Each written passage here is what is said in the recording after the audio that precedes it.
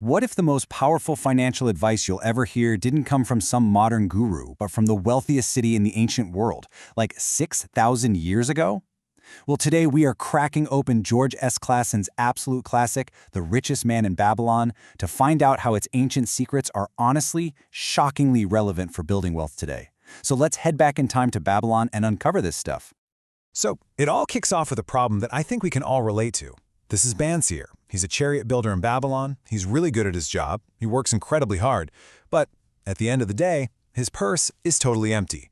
He's living in the richest city on earth, just surrounded by gold, but he has none of it. Sound familiar? Bansir's frustration gets him thinking, and he asks this really powerful question. He just feels like he's missing something, you know? Like there's a secret that everyone else is in on, and that's really the core question for us here. What on earth did the Babylonians figure out about building wealth that maybe, just maybe, we've forgotten? Okay, so Bansir and his buddy Kobe, who's a musician, they are just fed up. They're tired of working, and getting nowhere. But here's the thing. They decide they're not going to just complain about it. They're going to go get answers from the one guy who has clearly cracked the code, Arcad, the richest man in all of Babylon. So Arcad agrees to teach them, and he starts with what he calls the 7 cures for a lean purse. Now, this very first cure, this is the bedrock. It's the foundation for literally everything else, a super simple rule for turning that empty wallet into a fat one. And there it is, the magic number, 10%. Arcad's first rule, and it is non-negotiable, is that you have to save at least 10% of every single thing you earn. I'm not talking about what's left over after you pay your bills. I mean, first, before anyone else gets a coin, you do. You know, we have a modern name for this ancient idea. Pay it yourself first. It's the concept that the very first bill you pay with every paycheck is to your future self. It sounds like such a small mental shift, but it changes everything. It's you declaring that your own financial health is the top priority, not just some leftover thought. Arcad's old-school way of saying it just holds this timeless logic, right? He promised his friends that, look, you're not even going to miss that 10th coin. Living on 90% won't feel like a sacrifice.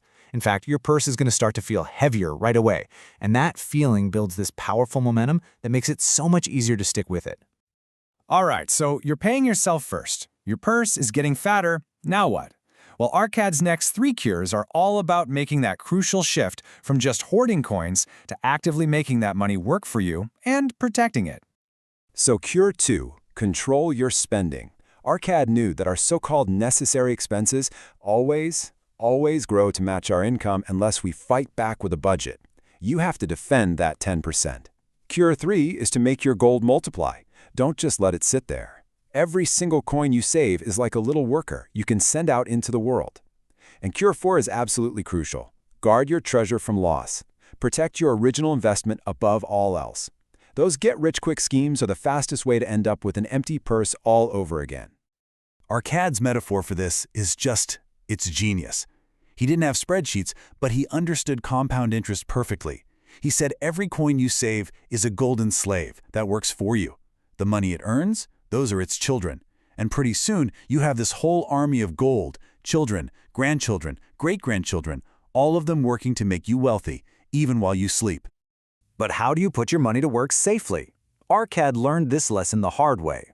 He lost his entire first year of savings because he trusted a brinkmaker's advice on buying rare jewels.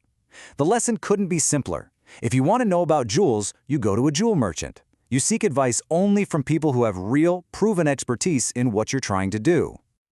Okay, the final 3 cures. These are all about shifting from just accumulating money to actually using that money to build a secure, prosperous life. This is where wealth really starts to feel like freedom. The 5th cure is to own your own home, which turns what is usually your biggest expense into a valuable asset.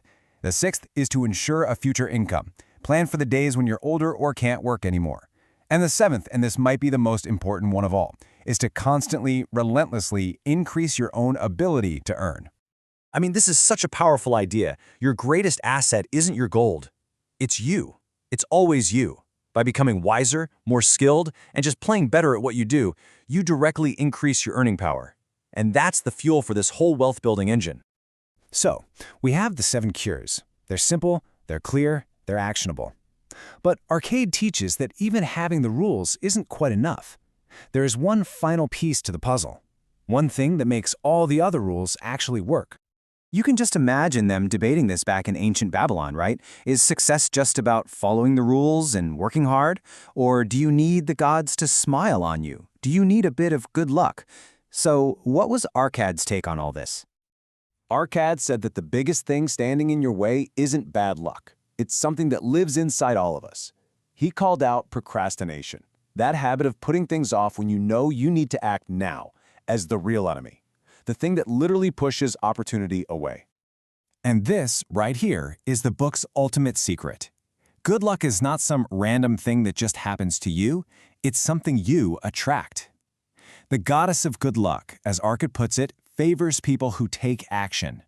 When an opportunity shows up, the people who jump on it decisively, well, they're the ones who always end up looking lucky. And after all that, it all circles back to this one simple law.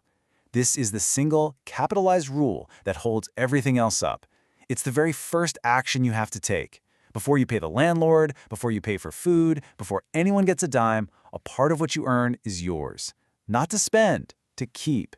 That is the ancient and absolutely timeless first step on the road to wealth.